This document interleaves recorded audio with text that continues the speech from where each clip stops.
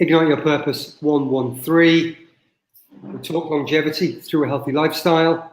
It's a mix, the mental, physical, and the spiritual knowledge. Mind, body, soul, trifecta. It's our way of saying negative to positive each and every day.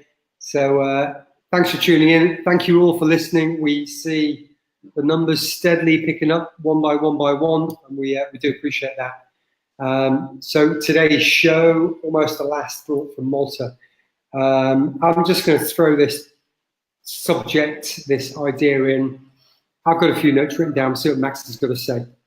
And then hopefully by the end of the show, we'll give you a something to work on for your own particular thought processes. So Max, I think fear is a sign that you're doing what is needed to grow in the right direction.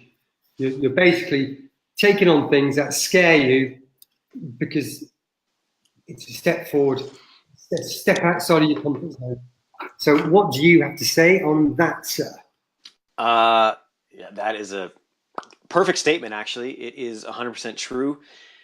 In my 10 years, John, it's something I struggle with every day still. And I know you know me personally, and I know we talk behind the scenes a lot. And probably in the last 2 to 3 months, I've made some major decisions to get out of my reptilian brain, which is that same repeated program I've been doing, since back in the day, being alone on my own at 16, kicked out of the house, that immigrant mentality, and I'm still trying to change it. But to feel alive in the belief in the spiritual realm that I'm in, which is Soto Zen, is that every day you move closer to, and you're fulfilling your purpose when you are teetering on the edge of fear. When you step into the unknown, you are actually beginning to live. Because when we're living in our comfort zone, we're actually in our own self-built matrix, safe in our house with our, pillow and our hot chocolate, and we're happy, but there's no growth there. And for us to grow, which is why we're here on Earth, right? To evolutionarily grow and spiritually grow and then just mentally grow, we have to do things that challenge us. We have to do things that put us into that state of fear. I don't mean fear as in running from a saber-toothed tiger, but I mean things that we mentally have to overcome. That's how we grow. And I've also spoken to you about this.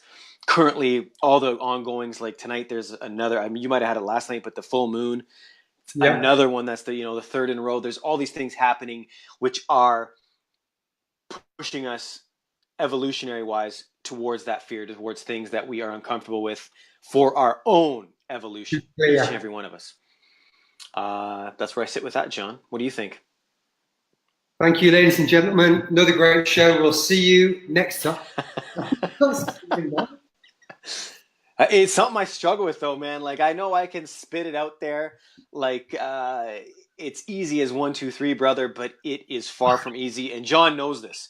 Behind the scenes, when it comes to businesses, when it comes to our security blankets, actually removing that security blanket, which I'm in about the second or third month right now, man.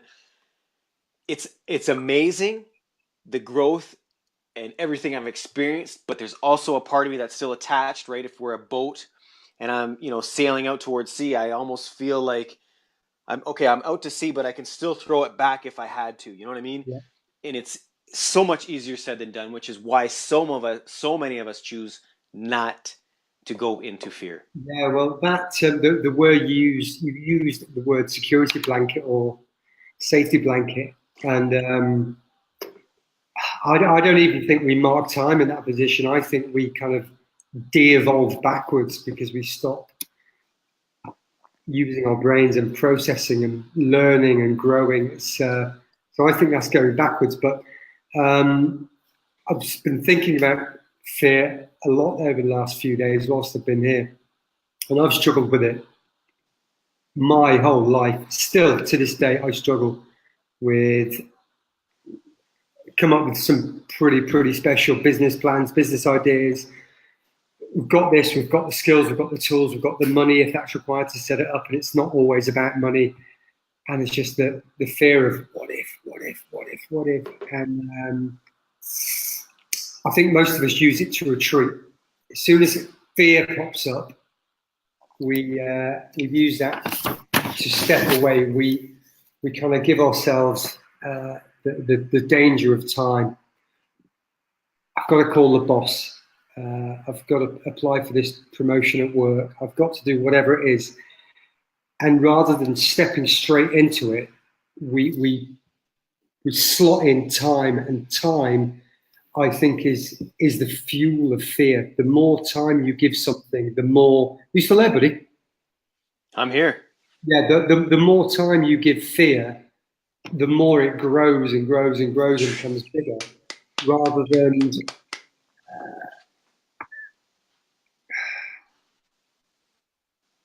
than kind of taking action in that moment, sort of requiring preparation to the nth degree for X, Y, and Z. You know, or saying, well, he's a busy man, or he's been in meetings all day, or he's been on the phone all morning, and we create these excuses to feed our fear, to stop us stepping into the breach. And ultimately, if this is the takeaway, and it's similar to when we spoke about, I was speaking to my niece about this, whenever you have a negative thought in your brain, within 60 seconds or 90 seconds, I want to hear 3 positives. Whether that isn't the blue sky incredible today, or woke up. I've got my health.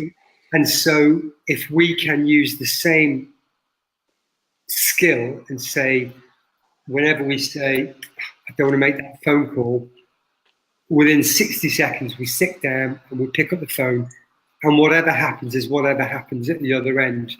I wrote a phrase down here somewhere. Lost it. It's in my scribbles, but it doesn't matter. Pick up the phone, make that call. Whatever happens at the other end happens at the other end. We can't plan for every single scenario, and the longer we take that action, the more scenarios we come up with. So if that's my takeaway from you, negative thought, think something positive within 60 seconds.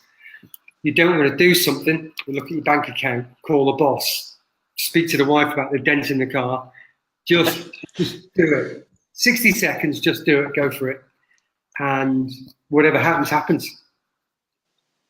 Amen. Yeah. Let me just piggyback off. Yeah. That's true.